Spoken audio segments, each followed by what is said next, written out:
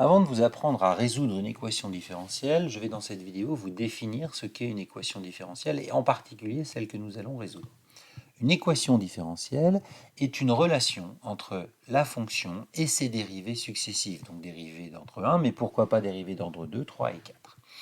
Ici, nous allons apprendre à résoudre une équation différentielle linéaire d'ordre 1 à coefficient constant avec second membre et condition initiale. Il y a beaucoup de vocabulaire à l'intérieur de cette phrase, c'est pour ça que je me permets de prendre une première vidéo pour vous expliquer un petit peu tout ça. Une équation différentielle, c'est bien une relation entre la dérivée et sa fonction, c'est bien une équation différentielle.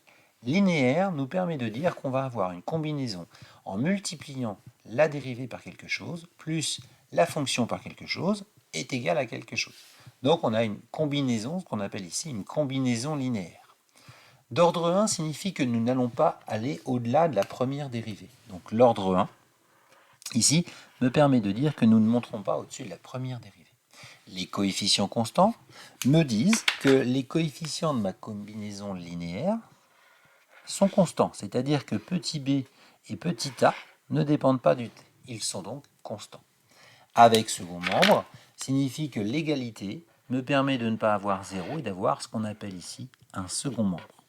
Et enfin, la condition initiale correspond au fait que nous ayons à la fin une condition sur y en une valeur. Alors, le fait de condition initiale sous-entend que c'est forcément en 0, c'est un abus de langage. En physique, on connaît l'état physique à l'instant 0, mais on pourrait très bien donner une condition initiale qui ne serait pas en 0, en 1 ou en 2 par exemple.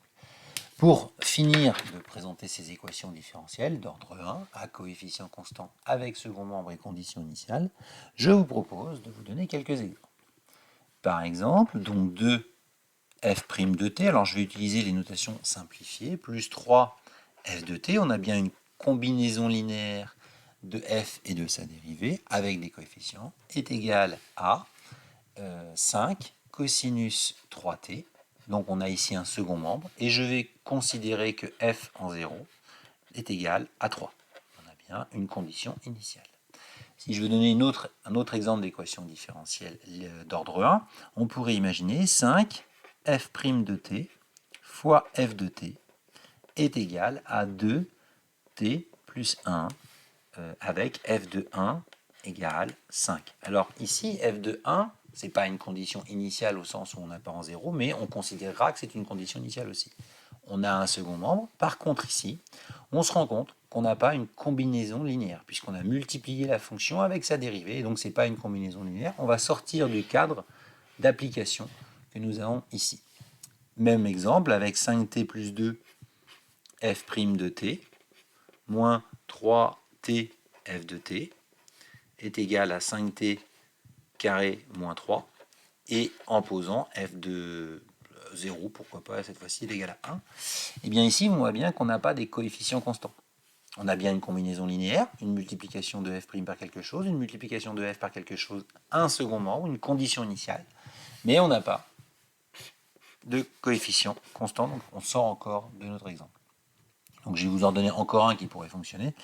G' de t moins 5g de t est égal à 3t plus 2 exponentielle 3t et g de 1 égale 7. On a bien une combinaison linéaire, même si ici il n'y a rien, c'est comme s'il y avait 1, de g' et de g. On a un second membre, on a une condition qui pourra être appelée condition initiale, et encore une fois, on sera dans le cadre d'utilisation, enfin de résolution des équations différentielles pour cette première partie.